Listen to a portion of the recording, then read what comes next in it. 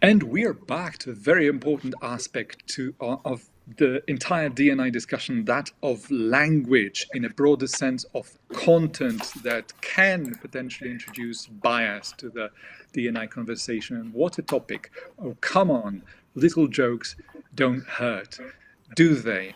Here to talk to you about it, we have a very interesting panel, and I'm glad we have you back, Margaret. Hello, because you will be facilitating this discussion. Hello Hi. again. Hello, everyone.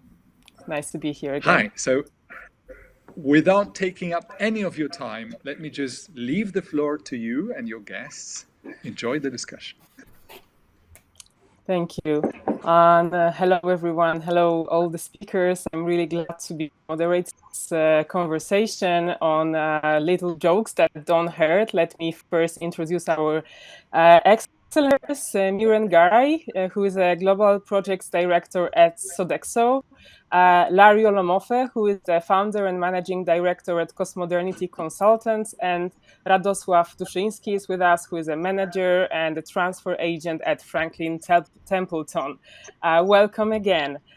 So just to start today, so it's very possible that most of you heard a remark at the workplace or in your daily life that made you or another person uncomfortable, but you didn't understand why you were upset by it, or you maybe didn't feel that it was serious enough to confront the person about it, or maybe you were the perpetrator that said something that somebody else at the workplace. So most of us do and say microaggressions, because ultimately this is what we are going to talk about today. And most of us experience them at the workplace. So what are these innocent messages that are unintentionally negative, unintentionally exclusive? What are the most common examples that you also observe or encounter or maybe experienced yourself? Would anybody like to start? Who would like to start? Maybe Miren, would you like to start? Take this question. Yes. So good morning, everyone, and happy to be with you today. I have to say that there's two ways that I've been experienced this kind of comments or little jokes. First of all is being a woman, of course, and it's very related also hearing these comments to a social and cultural influence. So I am from Spain. I live in Barcelona. And Southern Europe or Mediterranean countries are known for being more open in terms of making comments to women or compliments. But I have to say that many times there is a very thin red line between a compliment and a comment that can be very uncomfortable, and especially being women. And there's an open discussion here in Spain right now about people making comments to women in the street, or just walking by and looking at you, or making a comment or making a whistle or things like that. um, it used to be seen as something that is positive, that it doesn't hurt to say something to a woman. Well, it is uncomfortable, and it can be very uncomfortable, either in your day-to-day life or even more at work. So I have experienced comments for being a woman, like the way your clothes, the way you dress, if you're wearing makeup or not wearing makeup, or if you're beautiful. So they have to mention about being you being a woman all the time, and most of the times it makes you uncomfortable. And sometimes is okay, but sometimes is very, very uncomfortable. On the other side, there is a more invisible condition or identity, let's say, that they have to consider. Like I'm a lesbian woman, and many times I have to face things, more comments, because people don't know who they're talking to, and they don't know if someone is gay or lesbian, because many times it's invisible, or they have relatives, fathers, mothers, kids who are from the part of the LGBT community. So those type of comments, they're really helpful, because they think they don't know who they're talking to, and those comments sometimes about uh, talking about the masculinity of someone, or talking about the a woman not wearing makeup, and maybe it's because things like that. So there's also, as I said before, social and cultural influence on these comments that are very hard to change. Yes, Miren, you mentioned a very important factor of addressing microaggressions at people whose identity or parts of identity are not visible. And also that sometimes microaggressions can be masked as compliments, but often are laced with negative undertones. Larry, would you like to continue on this and share your examples, maybe based on your identity or identities of co-workers or people that you work with? Yeah, so thank you very much, Margaret, and everyone. Good afternoon. So Miren covered a number of factors. There are some overlaps with experiences I've witnessed and experiences I've had. One thing that I would say, the gender component does actually factor in, as well as race. As a black man, visibly different. So my experiences have been quite different qualitatively, in the sense that a lot of people feel that in order to be friendly with me or to make me feel at home, they resort to assumptions and stereotypes and language that they feel is inclusive, but is actually exclusive, right? Terminology, the way people communicate, explaining certain things, making reference to certain attributes that they consider to be, in a sense, positive. And I notice it not just with people of color, in terms of people of African descent, so black people, but also with other cities in terms of the rural and Eastern Europe, where certain attributes are considered to be collective features and considered to be, positive. So like singing and dancing is a positive thing, but it's actually invoking stereotypes, in the same way that they say black folk are more athletic. And I had one experience in my previous job where I was overseeing a conference on racism in sport, and a head of a particular unit, so a very high level ranking civil servant diplomat, met me a week later and said he'd seen me in Vienna, where we were kind of holding the event, and said because it was a sport, he thought I was a power lifter. I was there because of weightlifting. I was only, again, amongst a few people of color, and he felt he was complimenting me, even though we were of a similar level in the same meeting, overseeing our delegations, right? And people in my team were quite shocked by this statement. I had to play it down because I had work to do. But that's the other thing that we need to refer to when we talk about microaggressions, is that we have to absorb the trauma and repress it in order to be functional. And that too impacts the realities and contributes towards a climate or a sense that there's nothing wrong, because people don't actually pay attention to this. And I took a stand quite early on in my professional career, which was to just basically challenge people and to alert them to this. And then the reaction from them would always be denial and saying that you're oversensitive. So compliments that women were allegedly receiving, any response to a positive expression, perceived positive expression, and a reaction to it was considered to be a sense of oversensitivity, or you're too highly strung, and invoking other criteria, a set of stereotypes to explain away their comment. And whilst it's unintentional, the impact is always the most important thing. And in the work that I've had to do across the region and globally, actually, you see this from people who are victims of the microaggression, taxonomies, where people absorb or experience these things silently as a way of coping, but at the same time, the trauma manifests itself. And when it does reveal itself, maybe after an accumulation of experiences, and the person reacts, then people will say it's disproportionate to the comment or to the incident that led or triggered this reaction.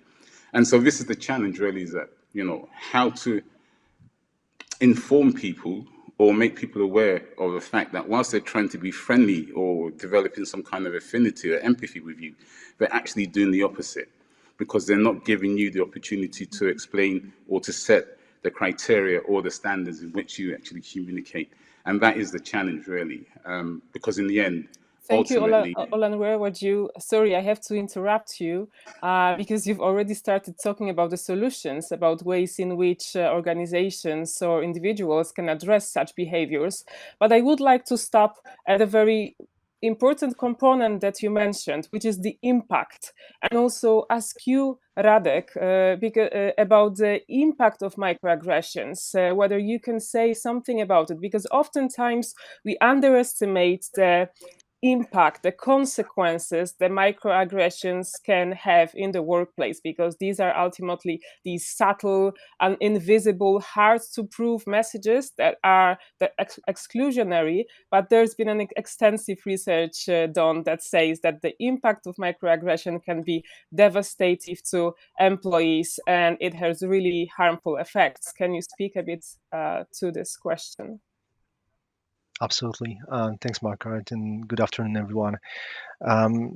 So obviously the one main reason why we're having those discussions about diversity and inclusion is that we strive to build inclusive environments and a workplace often that allows people to bring the full selves, and where they feel welcome and where they feel included. And if you have abundance of microaggressions, or even if there's enough of them that are constantly like those little mosquitoes biting people from underrepresented groups, you actually create a very unwelcoming environment, even a hostile one, for those guys, for those people. So it's clearly a situation that we don't want to be in, because it will create a constant pressure on those individuals. It will create a situation where they can't bring their full selves to work, where they just don't feel included. And for the other people that are perceptive of those microaggressions, it's just going to be an awkward environment to work in. And if you look, for example, of this, the other people that are just perceptive of microaggressions, that see the microaggressions and are they reacting or not, but it obviously impacts their working conditions. You can look no further than watch just a couple of episodes of The Office, where one of the main characters have this very peculiar sense of humor, where most of the jokes are basically microaggressions. And I can assure you, even just by watching the show, you will just feel awkward. And the reason for it is that the language you use is a very powerful tool, used not only to describe the reality, but really to shape it as well. So if we allow microaggressions in the workplace, they will create a very cringy, awkward, unpleasant environment to work in. Thank you, Radek. Yes, if we allow these kinds of messages, this will definitely jeopardize our DEI strategy. Miren, how would you address this issue of the impact and the consequences that are oftentimes on the individual level, but it can also impact the whole culture, organizational culture? Obviously, there's a lot of things that can happen. Not only the person that makes the comments, and if there is no reaction from not only from the person that gets the comments, but also from anyone that is witnessing that situation. So the lack of reaction, I think it's what we have to avoid. There has to be some reaction. If there is no reaction, either from the person, that can be really, at that moment, sometimes you freeze and you just think about it later. But the people around it, most of the times there's comments among other people, and if you witness this, just encourage people to have a reaction and to report what happened, the situation, but also to say to the person that made the comment right away, this is not good. Okay, so I think it's a matter of education, of course, at all levels, not only in the organization, but also encouraging people to react. Because if you witness it at this type of situations and you don't react, you become an accomplice of the situation, and the person that is making those comments, it's really gonna do it again because he feels that he's encouraged to do it and nobody's saying anything and there's no reaction. So I most probably they will do it again and again and again. So I would call for reaction of not only the person receiving the comments, but also anyone witnessing it and not becoming an accomplice of the situation. Thank you, Miren. Any specific ways of addressing microaggressions in the organization that Miren already started talking about, and you, Larry, also addressed this issue before? So would you like to share the key steps to address microaggressions and such micro inequities, sometimes called, in the organization? How can we encourage others to respond? How can we encourage the organization leaders, because I see it also as an issue for leadership, to actually raise awareness, to address the issue, to handle microaggressions? Yeah, Radek, so would you like? Larry, sorry. Yeah, go ahead. Go ahead, Larry. So yeah, just to follow up on the conversation around microaggressions, I think we have to make distinctions also, right? So comments that are explicitly, insensitive or making reference to a particular characteristic, like you say in some jokes, like blonde jokes, women jokes, I think we need to have a different response, which would be almost assertive, like immediate, to let people know that this is necessarily what they want, as a way to disavow or to discourage them from actually feeling comfortable expressing and articulating these things. I think that's an easier step to make because it's very clear. The more difficult challenge for us is when people feel that they can use language that has little or no negative ascriptions to it. So, like, for instance, when people refer to me or greet me, they give me high fives and they don't do that with anyone else, right? Where's the microaggression in that?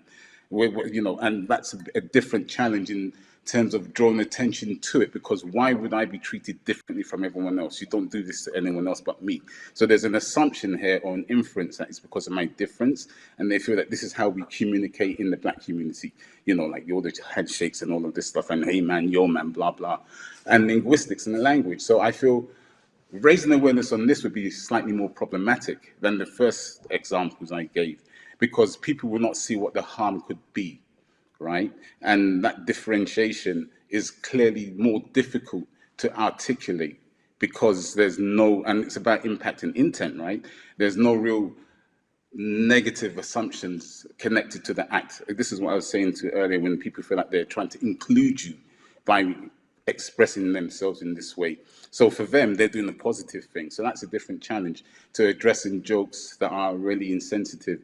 And when we used to do exercises like this in our trainings, we talk about creating that sense of sensitivity, not necessarily understanding initially at face value the issue, but when the person reacts to it, for them to be given the support, or at least the ear of others to listen to what they consider to be the infraction to be, and not to deny it and to start, accusing one of being oversensitive, or seeing things or having a chip on their shoulder.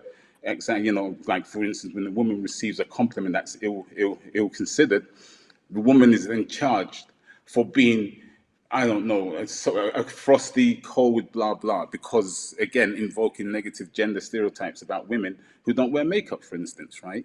And so it just puts the onus, again, back on the person or the subject who's been exposed. So in a sense, I would say, to answer the question, I would say that there has to be a construction or development or nurturing of a sensitive environment that is actually victim focused. So if a person feels that they've been been impugned in some ways, then the organization has to hear it out. It's similarly now to how they treat sexual assaults. Before, they would always say blah, blah. Now they just take it at face value and conduct the necessary inquiries to assert or to establish facts. And I think that should be the same reflex institutionally in many organizations, and not just that, in society as well. Okay, great. Would you like to continue on this? Yeah, I think just to add to this, so there's multiple steps to building this environment and to building this culture where we will have microaggressions just naturally disappearing.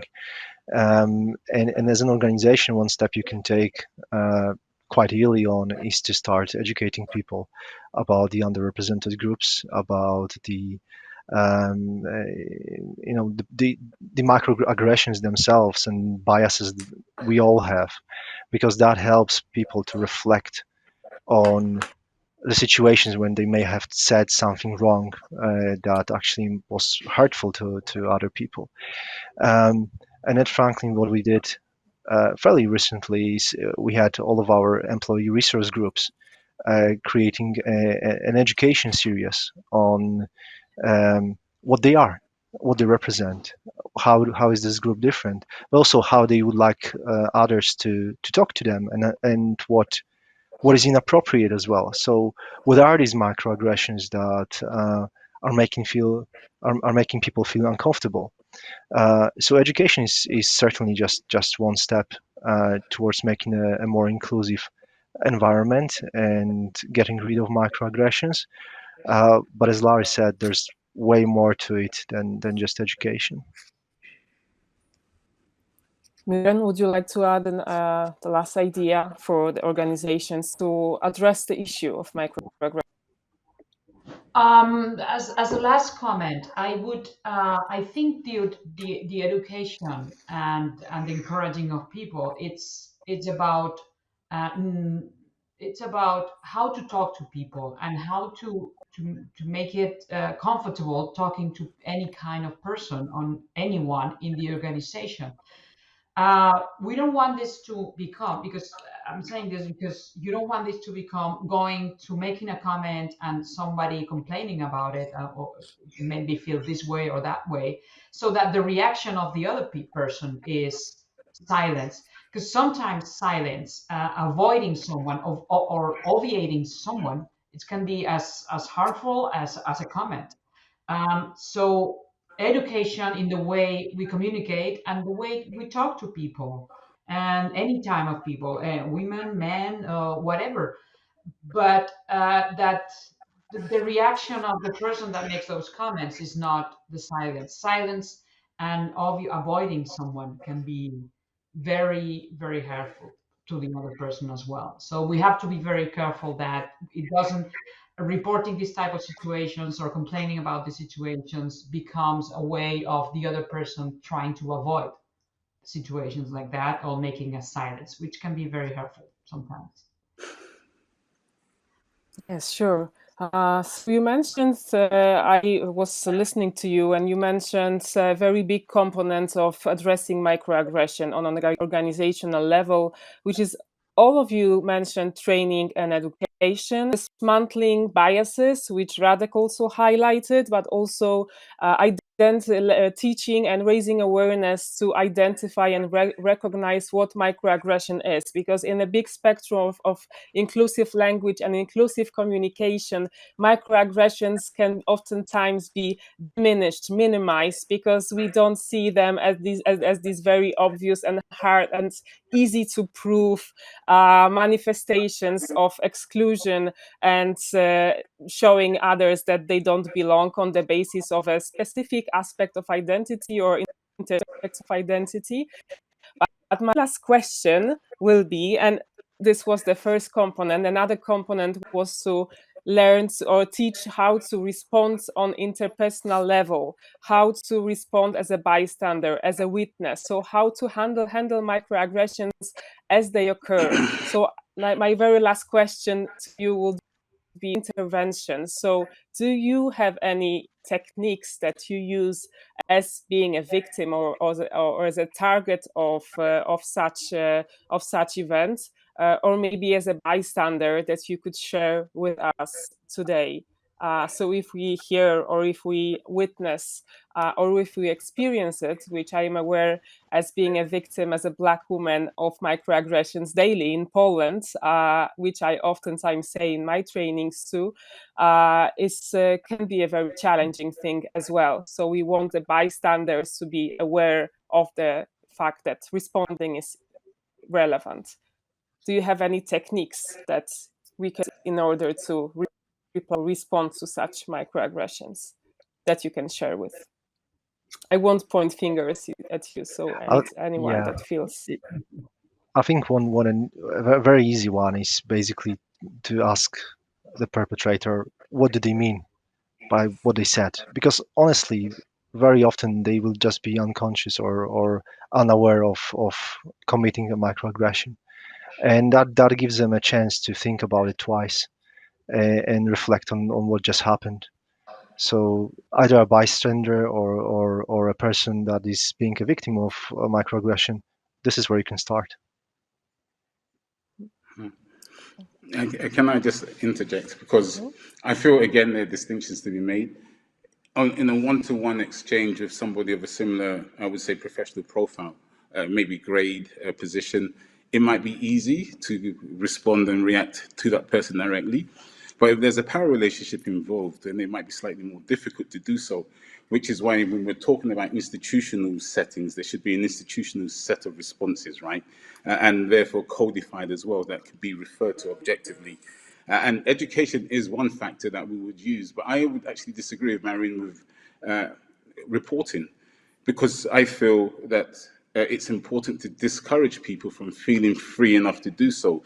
And if you just continue to have conversations ad infinitum with no real sanction connected to it, the impetus to change the cultural, the structural components of behavior is going to be remiss, is going to be absent. So I feel it's important to have that component as part of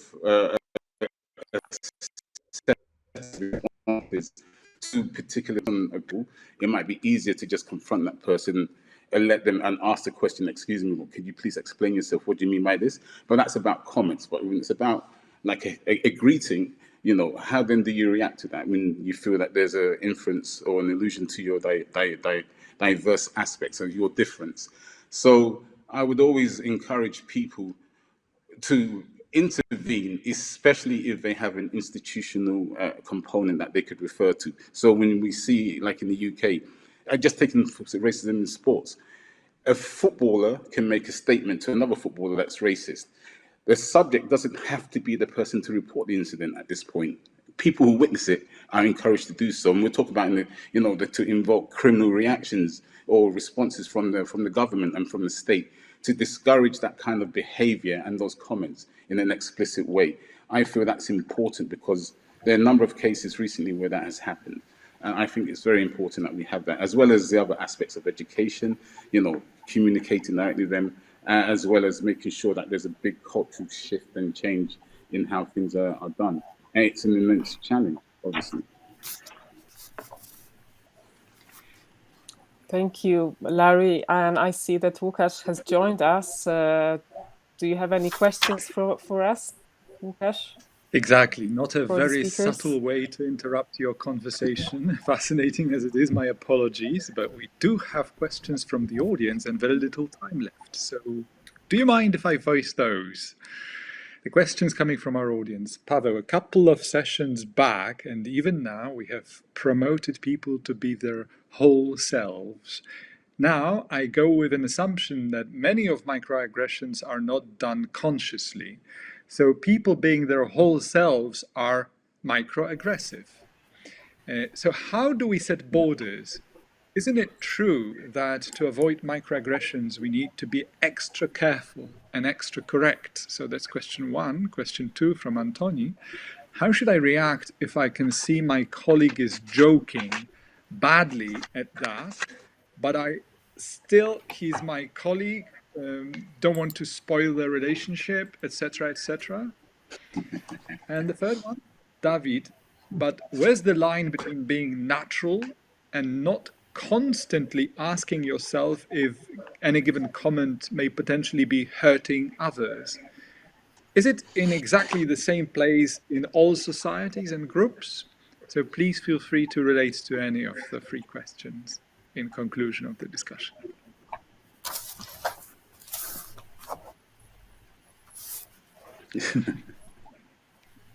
Leaving you speechless, aren't they? Not necessarily. I know I've spoken earlier, so I'm just No. leaving the floor for others, but I could gladly take on those questions. These are great questions. Go ahead. Don't be shy. Yeah, Radek, I was on mute. I think, thanks, Margaret. I think you can recognize the moment when you cross the line, and talking about those situations when your true self and when you're actually committing a microaggression. This is the moment of awkwardness I was talking about earlier, when you actually probably feel that you went too far, and you can tell from the reactions of others. And that's just a level of sensitivity each of us should have, irrespectively of environment we are in. If this is a working environment or among friends, we know we may act differently in those environments because we bring slightly different personas to those environments. So we should accept that in the working environment we need to have a bit more of this sensitivity and understanding and awareness of people we work with, their differences, and our own biases as well. Yeah. Just if I can Anyone address else would like one to comment? question that was asked about, I wanted to address one question about the comments without or reaction without blaming and other person feeling guilty, who is our colleague. There is a very effective way of saying that we don't like something, which is a non-verbal signal, ouch, which is verbal, but it's paraverbal, it's paralinguistic. We can say, ouch, if there is a joke being made that we don't like. We can just give this signal, we can give the sign that we kind of, heard it and we didn't like it. Yeah, Anyone and else would like to also make a comment? actually, yeah. So I just to that point about reactions to colleagues and friends. Well, it's a test of the strength of your relationship or your connection. If you can't have a critical conversation with a friend, if a friend came to me and told me, as has happened in my past, when I used to refer to homophobic language when I was coming Sure. forward, it was a friend of mine who told me it wasn't right, actually. So, and I had to be receptive to that because it was a friend, as opposed to some stranger coming to me, and therefore you would actually be defiant and defensive. So I would actually say, and when I do my events such as this, I do say it's on us as friends and colleagues to try and make or push for that change in behavior and to bring awareness to people, not necessarily educational programs. This is what education looks like holistically, is to get the input else from all over the place. And also to the point of being natural, I guess, and the whole selves our question, I guess in a way, it's a non sequitur because we are never our whole selves in public, right? There's certain aspects of our identities that we don't reveal, and whether it's a front stage, backstage scenario, and that we have to be aware, as Radek said, that there's certain ways that you can communicate with people in a particular setting. If you're a friend of mine and we're at home and there's no potential harm or impact on other people, then we can express ourselves fully. But, as we can see from microaggressions, they're not necessarily, like I say, hostile experiences or expressions.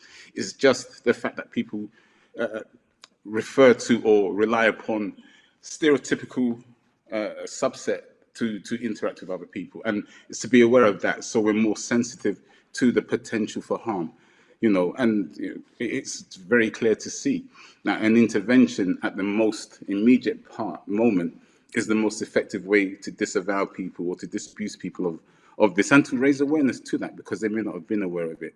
But to say that you're complimenting women or making blunt jokes and people are saying, well, that's okay, And when you come out and say something against it, people will say, well, you're no longer my friend. It's just so puerile. I would say it's quite facile, actually, because, you know, the harm it's not upon you to determine what kind of harm has been felt once you've made that expression or conducted that act. So I don't see a problem with that, actually. I feel that in a constructive environment where people respect each other, it's possible to do these things. Margaret, Fair enough. would you like Yes. to And officially close the discussion before I do my part? yes, fair enough. Thank you very much for all the things that you shared. I'm not sure whether my connection is stable right now and whether you can hear me well. Hopefully, yes. Thank you for participating and for all the questions. And Łukasz, yeah, the last sentence is yours. And my last sentence would be, Margaret, thank you for great facilitation of this very important discussion. We are emphasizing how important language and consequently microaggressions are. So from your discussion, one can conclude many things, among them that in such situations, both parties sometimes need to take a step forward. On the one hand, you can be oversensitive. On the other hand, if your intentions are not wrong, sometimes it's not enough. You also need to take a step forward and understand that there are things that hurt people and you should be more careful. I suppose that's the way to go about it. Once again, thank you for a very interesting discussion today and joining us. Thank you. Thank you. Thank you. And see you next time. Bye-bye.